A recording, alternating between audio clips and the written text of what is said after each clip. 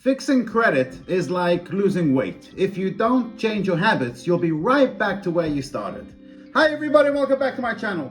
In this video, I'm going to discuss 10 ways how to improve it and fix your credit score. I'll also answer some common questions later on in the video. And I'll try my best to be as short and precise as I can, as I don't want to keep you here too long. I'm sure you have better things to do. And on that note, let's go straight into number 1, get your credit report. There are multiple websites where you can see your report for free depending where you are in the world, like Experian, Equifax, Money Supermarket, Credit Karma, and many more. There you will see a half moon chart with colored indicators from very bad or poor to excellent with your score. And obviously the higher your score is, the better chances you have at getting a mortgage or a low interest rate loan. And again, depending on where you are in the world, the highest score varies. In the USA, the highest score is 850. In the UK, the highest is 999. What you want to be doing is aiming to get that gauge from red on the left to the green on the right. These are the things that go into that metric. 35% of it is your payment history. 30% is the amount of debt you already have. 15% is the length of credit history. 10% is of any new credit. And 10% is a credit mix.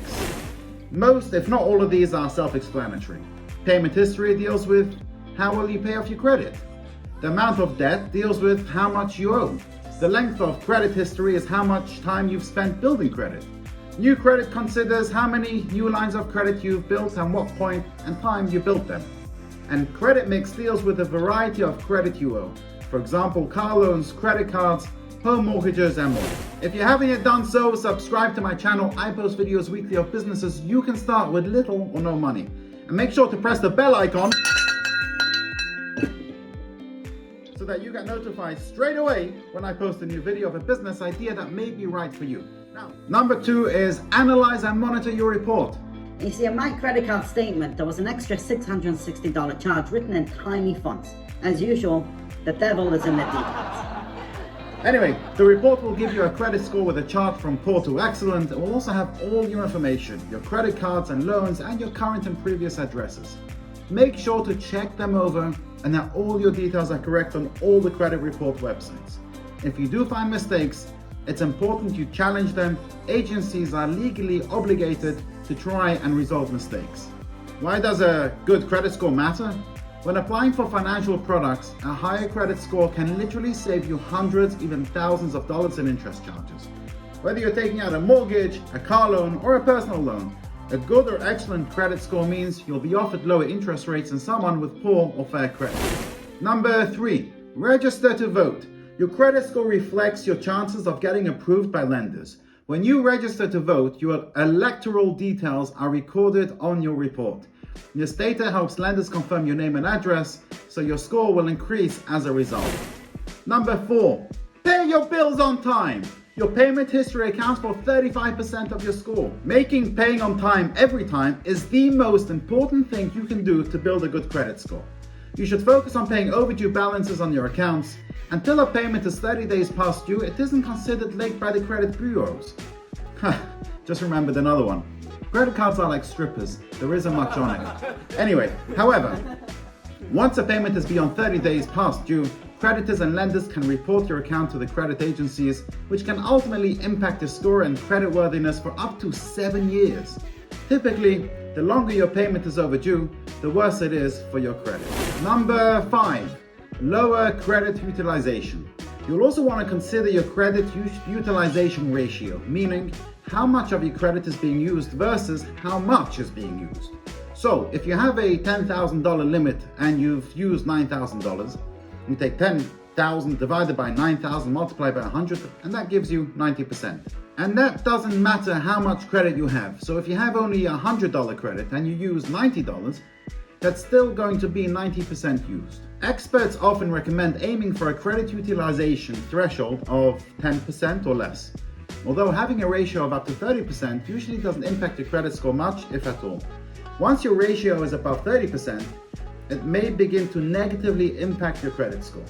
By increasing your credit limits, without increasing your balances owed, your credit utilization ratio should decrease. Got that? Number 6, increase your credit limit.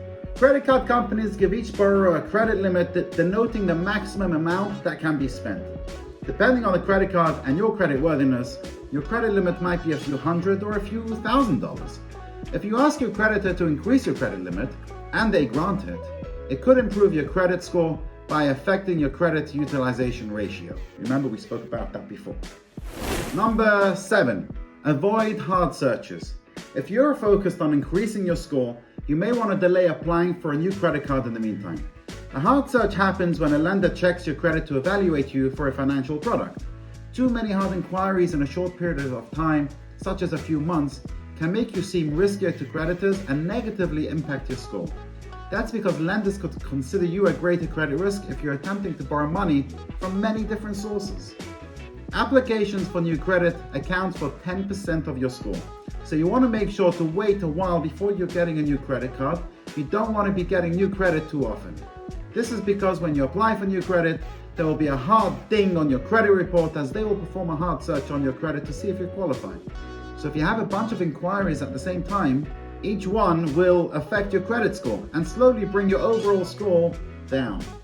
This cuts you out as a riskier borrower if you're applying for different lines of credit all at once.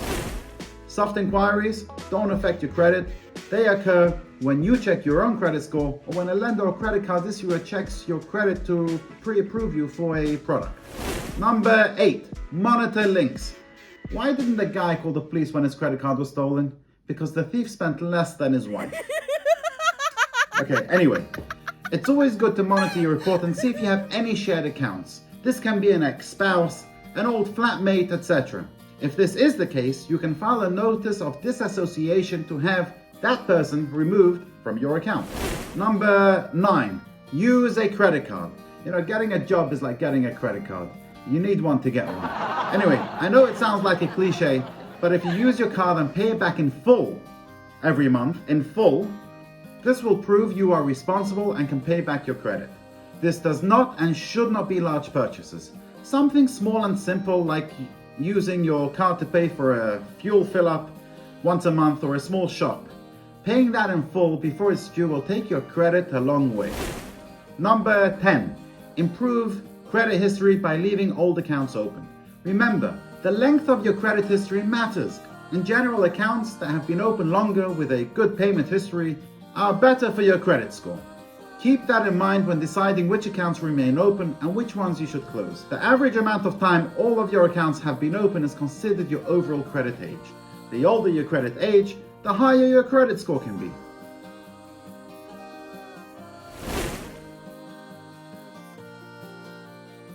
No, there's no way to raise your credit score overnight.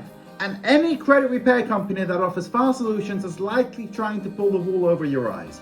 In fact, the Federal Trade Commission even have a webpage dedicated to warning people against credit and repair scams. There are legitimate steps you can do yourself without having to pay a credit repair company to repair your credit.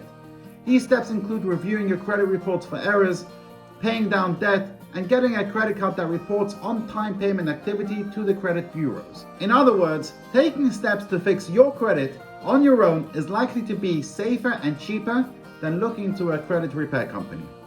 For those situations where managing your debt and fixing your credit seem impossible on your own, a non-profit credit counseling agency may be a better choice than a for-profit credit repair company. No, this is a myth. As long as you're using your credit card responsibly and the issuer reports their account and the payment activity to the credit bureaus, you can improve your credit score without rolling over a balance month to month. Plus, carrying a balance can be expensive due to the interest charges you'll incur if you're not on a 0% APR period.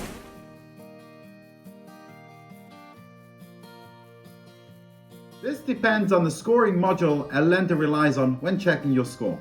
Older scoring models will weigh collections accounts as a negative impact on your score, even if you've paid the debt. Newer scoring models disregard paid collection accounts and put less weight on unpaid collections, though the latter will still have a negative impact. However, you can't guarantee that a lender will use a newer scoring model when you apply for credit, as older scoring models are still widely in use.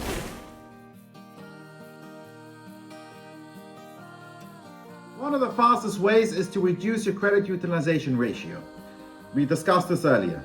If you have one or more credit cards close to being maxed out, paying them off, or at least paying to below 30% of your credit limit, is likely to cause your credit score to go up once the issuer reports the lower balance to the bureaus. Now, if you are looking for a business idea to start with the inbound recession everybody is predicting, then watch this video where I discuss 5 recession-proof business ideas. Thank you for watching, and I'll see you next week.